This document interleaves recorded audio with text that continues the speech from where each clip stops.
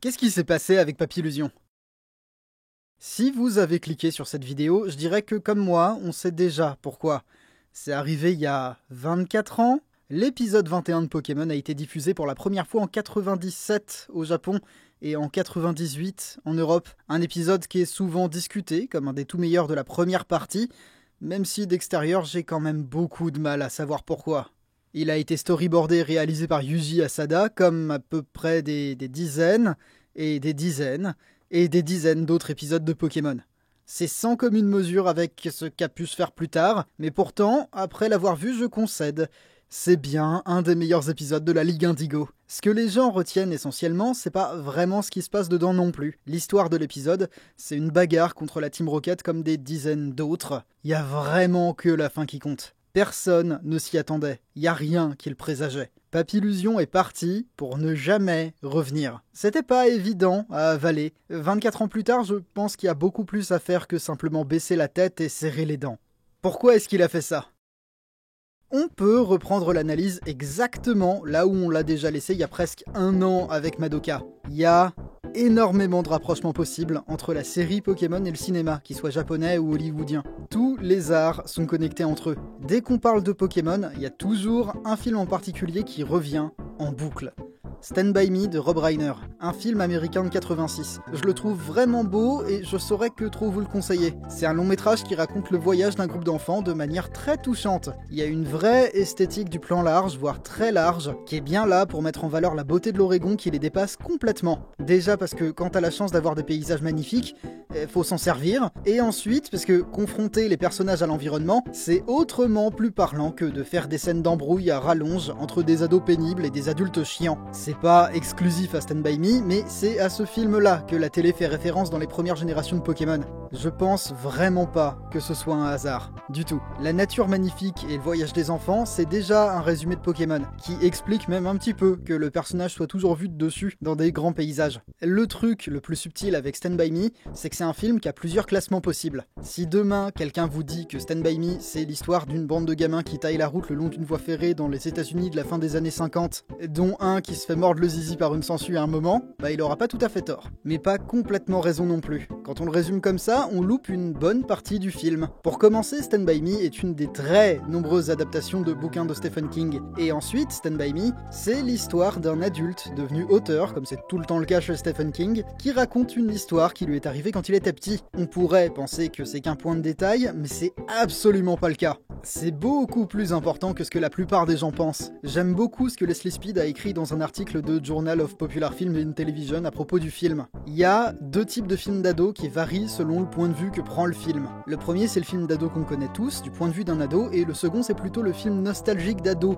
plutôt du point de vue d'un adulte. C'est subtil, les deux ont plus ou moins les mêmes règles, à ceci près que le film nostalgique explore plus en profondeur les thématiques de la rébellion et du combat contre l'autorité, à travers le regard d'un adulte. J'aurais même tendance à dire que, comme dans beaucoup d'autres domaines, les choses sont pas spécialement binaires. Ce que j'explique là, c'est plutôt à voir comme les deux extrémités d'un spectre. J'adore les films d'ados, j'en ai vu des dizaines, dont beaucoup qui étaient vraiment pas bien fins. La plupart sont écrits par des adultes qui ne pourraient pas se défaire de leur regard d'adulte, même en essayant très fort. Là, dans Stand By Me, bon bah c'est pas bien fin, hein. Toute l'histoire du film se produit dans la fameuse Amérique qui allait bien jusque-là, si Dieu le veut, une poignée d'années avant l'assassinat du président Kennedy. J'ai lu dans certaines critiques de vrais journaux très sérieux que ce film détachait les enfants du regard des adultes, mais je trouve ça très maladroit, voire juste faux, justement à cause d'une scène en particulier à la fin du film.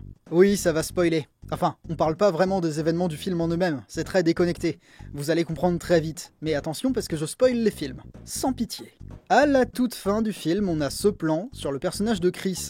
C'est le meilleur ami du héros, sauf que contrairement à lui, il est issu d'une famille pauvre qui a une réputation dégueulasse. Chris, c'est un personnage qui souffre de ça, et dans lequel tout le monde, sauf ses copains, voit déjà un futur raté. À la fin du film, on entend le narrateur parler de sa vie après le voyage, et c'est ce moment-là qui m'intéresse. C'est un plan fixe dans lequel Chris s'en va et disparaît en fondu enchaîné. En parallèle, t'as la voix du narrateur qui raconte qu'après le film, ils sont allés à la fac ensemble, que Chris a fait des études de droit qu'il a réussi, et qu'un soir, au détour d'une embrouille, il a pris un coup de couteau dans la glotte et il est mort sur le coup.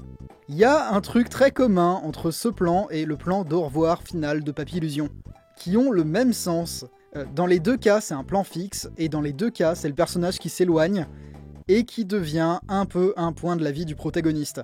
Chris est un point de détail de la vie de Gordy, comme Papillusion est un point de détail chez Sacha. Chez Papillusion, justement, c'est mis en scène de manière encore plus marquante, grâce à une toute petite poignée d'images fixes sur des transitions lentes. C'est une bien jolie démonstration de style, malgré des moyens qu'on suppose pas bien élevés.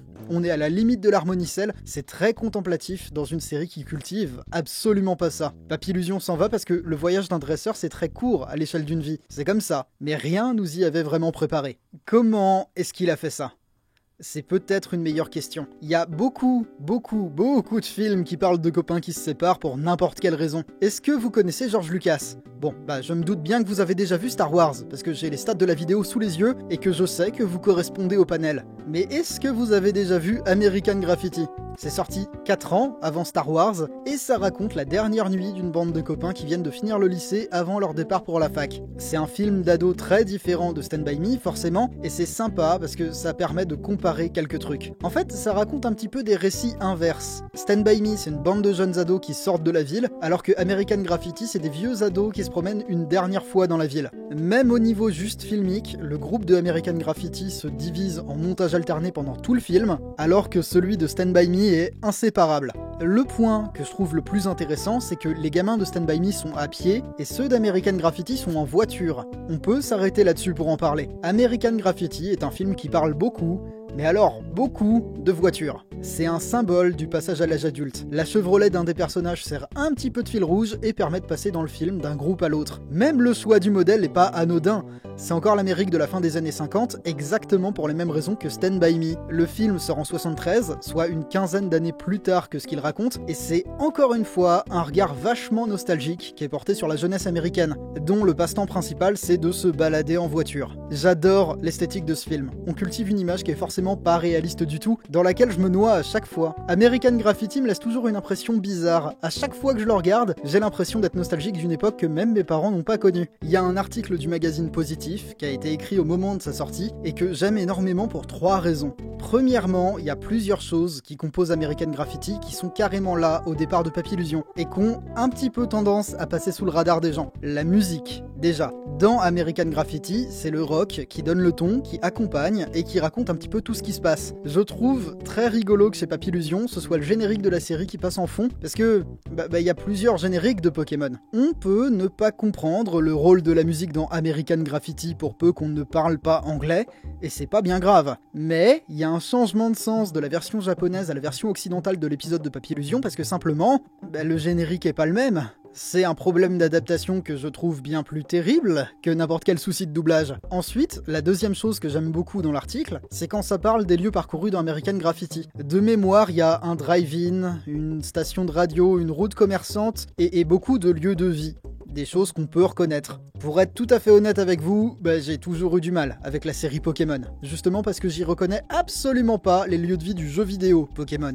Les badges sont très abstraits dans la série animée. On sait jamais trop où est-ce que Sacha et ses copains sont. Dans cet épisode, on n'explore aucun vrai lieu de la vie de Kanto. Je sais que c'est l'épisode 21, donc on est juste avant Safrania, mais c'est tout ce que je sais. Les lieux qu'on voit dans la série n'existent même pas dans le jeu. Il y a rien dans le reste du canon Pokémon qui dit explicitement que les Papillusions doivent partir pour se reproduire. Troisième chose, American Graffiti, c'est un petit peu la nuit qu'habille la vie des lycéens qui sont plus des lycéens. C'est pour ça que c'est marrant que tout l'épisode de Papillusion se passe 2 jours, que normalement tout suit sur un temps très court, sauf les derniers plans où ça y est, c'est le coucher de soleil. C'est sympa, c'est métaphorique, passage à l'âge adulte, tout ça, enfin je crois. Maintenant, le rapport concret avec Pokémon. De prime abord, il y a encore la même fin dans American Graffiti. Sauf que là, c'est même plus un personnage qui s'éloigne, c'est plus que du texte qui vient raconter ce que les personnages sont devenus. C'est intéressant pour les mêmes raisons que la fin de Stand By Me. Sauf que là, c'est carrément un plan fixe dans le ciel, avec le protagoniste qui s'éloigne, et juste quelques phrases qui viennent dire ce que les personnages sont devenus, très brièvement. Et encore une fois, il y en a un qui est mort. La faute a pas de chance. et un peu à la guerre du Vietnam aussi. C'est ce film-là qui m'a permis de mettre le doigt sur la raison pour laquelle on se souvient de Papillusion, et beaucoup moins d'autres Pokémon. J'avais lu dans Positif en 2020 que American Graffiti est un film sur la prise de conscience du temps et de son irréversibilité. Il y a 2 heures de film, oui, mais ce qui compte, c'est surtout la fin, qui sépare les personnages dans les plans, avec l'opposition entre celui qui part étudier et qui s'envole dans son avion, et le fils de Prolo qui reste à terre. C'est exactement la même chose que dans Pokémon. Il y a 20 minutes d'épisode, oui, mais ce qui compte, c'est surtout la fin, qui sépare les personnages dans les plans. Papillusion, c'est celui qui s'en va. C'est très étrange, parce que justement, Pokémon n'est absolument pas une série sur la prise de conscience du temps et de son irréversibilité. Il y a rien de ça dans Pokémon, vraiment. Si ni Sacha, ni personne d'autre ne vieillit, il y a même pas de temps qui passe. En fait, je crois que c'est moi qui comprenais pas. C'est un peu simple de foutre toute la faute sur Papillusion. C'est un peu simple de tout jeter en boucle et de se dire que de toute façon, c'est nul parce que c'est pas le jeu. Passer à l'âge adulte, c'est jamais facile. Il y a une infinité de livres et de films qui parlent de passage à l'âge adulte, mais tous le font pas avec suffisamment d'adresse pour qu'on les considère comme des réussites. Un de mes films préférés qui parle de passage à l'âge adulte, c'est 8th Grade de Bo Burnham. Un film de 2018 réalisé par Bo Burnham, qui fait partie de ces gens tellement talentueux que ça en devient extrêmement énervant. Dernière année, parce que c'est son titre français, c'est un long métrage américain qui raconte la transition collège-lycée d'une gamine américaine. C'est un des très rares films qui parle d'anxiété chez les ados sans avoir un regard déplacé ou paternaliste. Il y a une rupture entre les générations parents-enfants qui est représentée par internet et tout le tintouin, mais il n'y a pas de jugement de valeur qui va avec. Je crois bien que l'histoire de cette gamine me parle tout spécialement parce que, même si je suis un homme et pas tout à fait de la même génération, on la voit interagir avec son image. Elle poste des vidéos d'elle-même sur internet, qui font pas ou très peu de vues. En fait, c'est complètement le réalisateur qui projette ses souvenirs dans le film, puisque c'est comme ça qu'il a commencé, avec un petit peu plus de succès quand même. Ce qu'on voit quand on regarde ce film, c'est les souvenirs déformés de Bo Burnham, projetés dans des anciennes vidéos de cette fille, qui sont insérés dans le montage, qui racontent la vie de ce personnage. C'est pas simplement une angoisse, c'est le regard du réalisateur, projeté dans l'actrice qu'il a découverte, grâce à ses vidéos YouTube. C'est beaucoup trop beau pour être une simple mise en abîme. Quand vous regardez la vidéo que je suis en train d'écrire, c'est la même idée. Vous regardez les images que j'ai choisi de filmer ou d'insérer, qui sont plus du tout un épisode de Pokémon, mais une interprétation quelconque, avec laquelle vous êtes libre d'adhérer ou pas du tout. Le problème que j'ai avec celui que j'ai renommé Conte est mort de Papillusion, parce que ça fait quand même 3 fois que je recommence le brouillon de cette vidéo, c'est qu'une angoisse à l'écran, ça se met en scène. C'est beaucoup plus difficile de trouver de vrais bons articles sur le film de Burnham que ça l'est pour American Graffiti.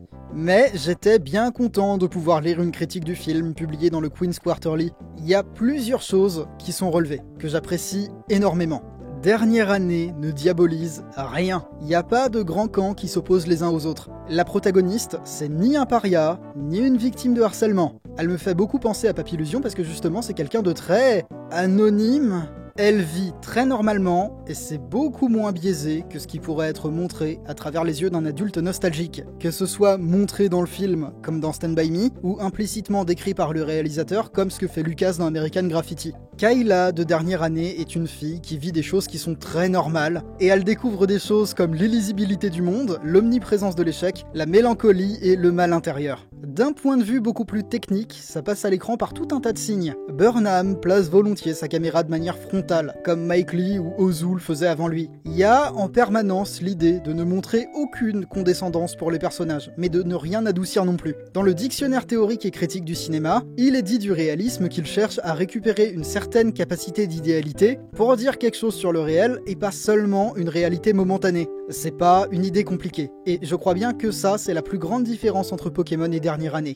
Beaucoup de décors de Dernière Année sont des plans d'intérieur avec des surcadrages. Littéralement, il y a toujours quelque chose qui est dit à propos du réel quand une scène est filmée dans une chambre d'ado youtubeuse qui se filme elle-même dedans. Il y a quelque chose qui est dit du réel quand une scène est filmée dans la maison d'un bon copain chez qui on va manger des nuggets et qui est au passage super content de pouvoir se la péter avec sa collection de sauces. Il y a encore quelque chose d'autre qui est dit du réel dans ce plan-là, dans lequel on utilise le zoom pour couper les personnages du monde et montrer leur angoisse. Dans l'épisode de Papillusion, il y a vraiment une tentative de montrer le chemin parcouru dans une séquence qui se place juste avant. C'est un genre de montage de tous les moments importants de la vie de Papillusion, mais c'est radicalement différent dans le style. Là, dans ce qu'on voit, il y a un biais autrement plus balèze que celui de Dernière Année, ouais. Ce que vous voyez, c'est des moments clés de la vie de Chenipan concentrés sur une période de temps très courte, des images vues à travers les yeux de Sacha Sacha, dresseur de 10 ans, est présent sur chacun des 10 plans. Si ça se trouve, il a fait d'autres choses avant dans sa vie Chenipan. Je sais pas, il était peut-être conducteur de bus dans la Creuse, toi non plus, je sais pas. Ce qu'on voit là, c'est que la somme des souvenirs soigneusement choisis par Sacha un peu, mais beaucoup plus par le réal de l'épisode, qui voulait en faire un truc un peu larmoyant. C'est curieux, hein, mais c'est fou comme on voit dans la séquence aucun des passages honteux de la vie de Chenipan. Et Dieu seul sait qu'il y en avait avec Chenipan, qui porte la loose sur son dos depuis sa première rencontre avec Ondine. C'est un peu fait à l'arrache, c'est plein d'extraits d'épisodes qui n'ont pas forcément été dirigés ou storyboardés par les mêmes personnes. Je suis pas certain du tout que tous les cuts servaient le but pour qu'on les a détournés. Globalement, je dirais que le flashback dans les animés, ça fait rarement des bonnes séquences. Là, tout ce qu'on voit me fait penser que Papillusion doit plus ou moins toutes les réussites de sa vie à Sacha et à ses copains. Alors, c'est peut-être moi qui comprenais pas en effet, mais en même temps, je crois pas que j'y ai été invité. Ce qui s'est passé avec Papillusion dans l'épisode 21, c'était une aberration. Il arrive dans un entre-deux badge paumé, qu'on n'arrive pas à associer au jeu, si ce n'est vaguement avant le 6ème badge. Un espace temporel vide. Ça ressemble à du filler d'animé sur lequel on arrive à trancher d'habitude, sauf qu'il sort plus ou moins une importance canonique de son chapeau au dernier moment, donc il en est pas vraiment un non plus. Il se finit sur une expérimentation tellement bizarre qu'on n'a jamais revu Papillusion, même 24 ans plus tard. La différence concrète entre le Papillusion et le reste des starters de Sacha, qui seront tous confrontés à cette situation, c'est que Papillusion n'a pas la présence du Pikachu, du Bulbizarre ou du Dracofeu de Sacha. Contrairement à ces Pokémon-là, Papillusion n'est pas une figure méga populaire non plus. Malgré son statut un petit peu culte du fait qu'il est issu de la très souvent glorifiée première génération, Papillusion n'a laissé aucune vraie postérité derrière lui. Il réapparaît dans le film Pokémon Je te choisis, qui raconte l'histoire de Sacha, mais c'est juste pour pouvoir redire au revoir en plein milieu. Encore, dans un chant contre chant tout bête. S'il avait fallu terminer cette vidéo par une référence à Stand By Me, je dirais la même chose que dit Gordy à la fin du film. J'ai jamais plus eu d'amis comme ceux que j'avais quand j'avais 12 ans, mais comme tout le monde je crois.